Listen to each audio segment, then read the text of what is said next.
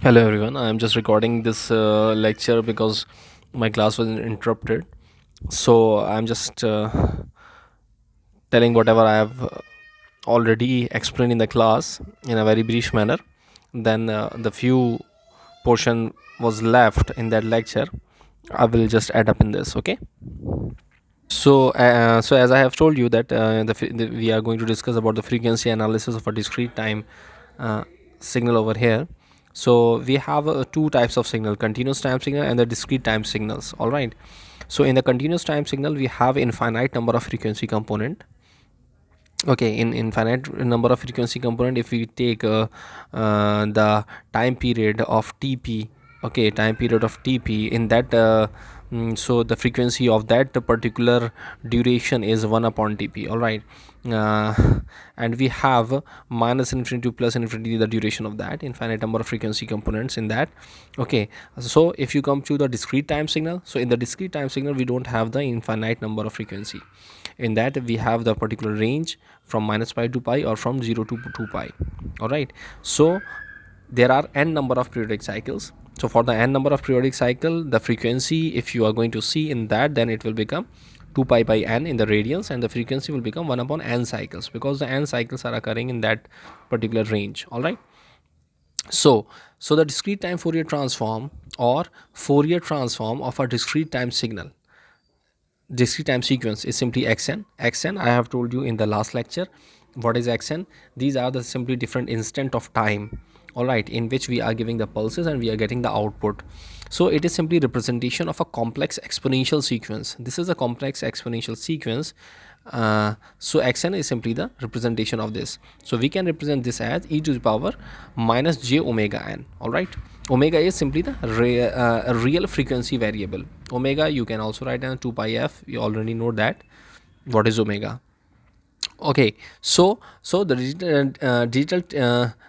discrete time Fourier transform x e raised to power j omega n of a sequence xn is defined simply by, in this you can see that the x e to power j omega should be equals to n equals to minus infinity to infinity.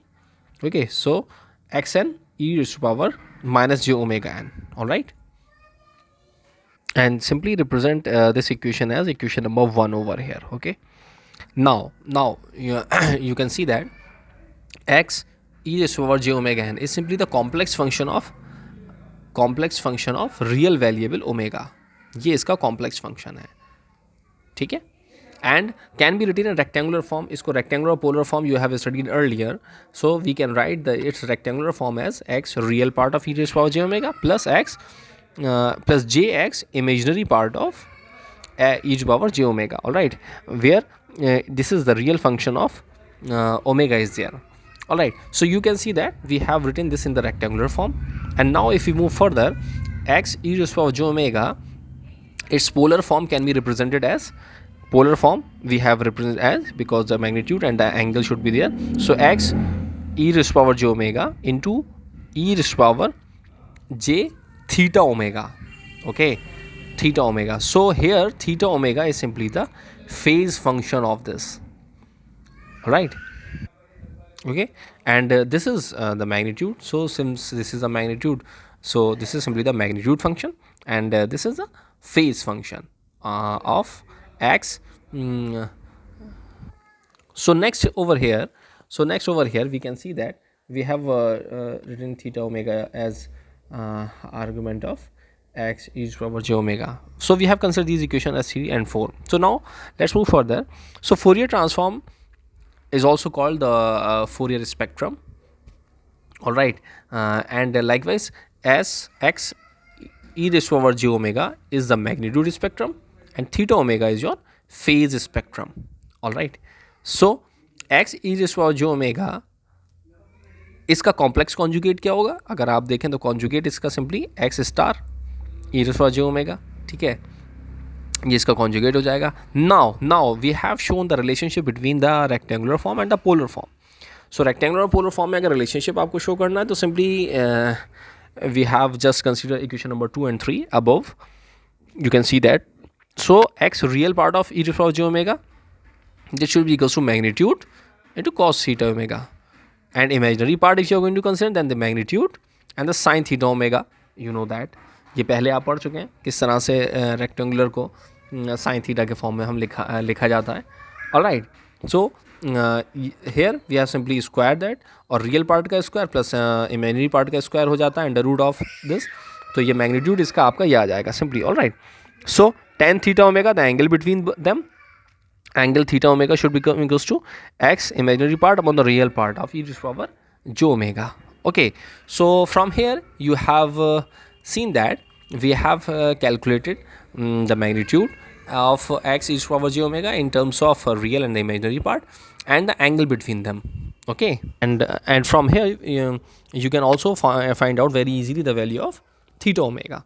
Okay, now you can see that xn x e to the power e to the power j omega and real part of x e to the power j omega are the even function of omega, and whereas theta omega and x imaginary part of e to the power j omega are the odd function of omega. All right, so let's move forward and we discuss that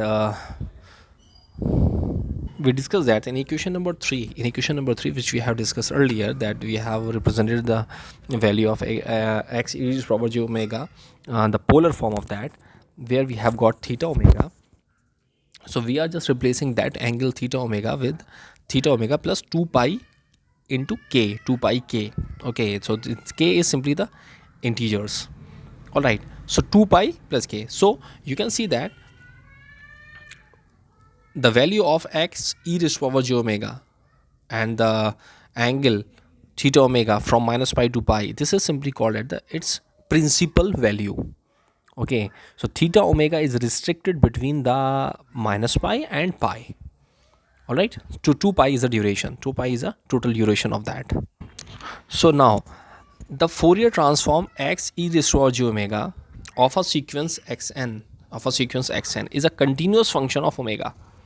ठीक है, the Fourier transform x e to the power j omega of a sequence xn is a continuous function of omega. So it is also the periodic function. ठीक है, ये भी continuous function है तो ये periodic function होगा, periodic function in with a period of 2 pi.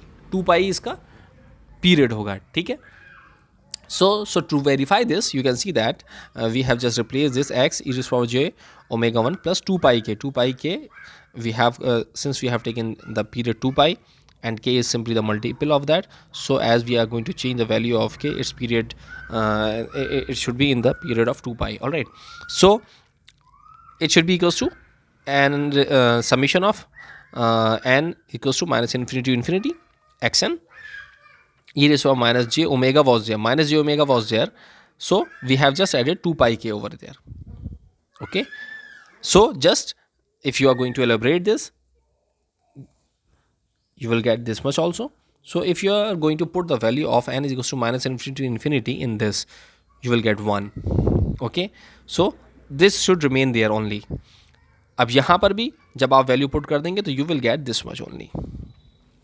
ठीक है, so this is equals to x e to the power j omega 1. All right, so this equation, so as we have discussed earlier, equation number 1 which we have written earlier, उसमें हमने simply discrete time Fourier transform आपका लिखा था. अब यहाँ पर अगर आप देख सकते हैं, as a result the Fourier coefficient xn can be computed from x e to the power j omega using a Fourier integral, okay, which is given by xn. यहाँ से क्या लिखा जाता है, xn यहाँ से ये हो सकता है that 1/2 pi is equals to minus pi से pi, okay, x e to the power j omega into e to the power j omega n, okay, d omega. This is simply called as the inverse discrete time Fourier transform. ठीक है, वो Fourier transform था, ये inverse है. ठीक है, जब inverse निकालेंगे आपका simply ये आ जाएगा निकल कर. Alright, just so to verify this that it is the inverse of this, just we are going to put the value from equation number 1, we substitute the expression for x e to the power j omega in equation number 7. This is equation number 7. यहाँ पर x e to the power j omega की value हम यहाँ पर put कर देंगे. ठीक है, so what you will get that xn, this should be equals to 1 upon 2 pi minus pi से pi to pi. Okay, we have just changed the value of n. Instead of L is equals to minus infinity to infinity xl e to the power minus j omega L d omega. Okay, so the order of integration and summation on the high right hand side, इसको simply solve करेंगे आप. So solve करने के बाद में you will get the value as 1 upon 2 pi minus pi to pi e to the power j omega n minus L d omega, which is further equals to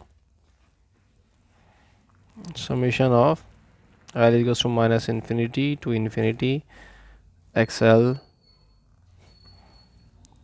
sine pi minus L. Okay, so these values should be equals to you can see that sine pi n minus L upon pi n minus L, this should be equals to 1 when n is equals to L, and this should be equals to 0 when n is not equal to L. All right, this is the condition we get over here. Okay, hence summation of L is equals to minus infinity to infinity x L sine pi n minus L upon pi n minus L, this should be equals to, so we got this. Okay, so sine pi n minus L upon pi n minus L, if we are going to put the value of L n equals to L, then we get 1, n is not equals to 1, then so we just put the value, so and it should be 0 when n is not equals to L, so it should become equals to delta del n minus L. Okay, so in this equation, in the above equation, we have just put the value of sine pi n minus L upon pi n minus L equals to del n minus L. Okay, if you are going to put the value of L is equals to minus infinity to infinity, then you will get this result. All right, so this is up to now. In this we have represented as delta n minus L over here as the impulse function. So okay, delta is simply the impulse function. Okay, so we will get this using the sampling property of the impulse function.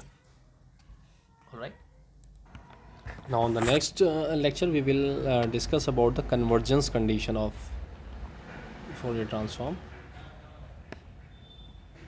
Convergence condition. Okay.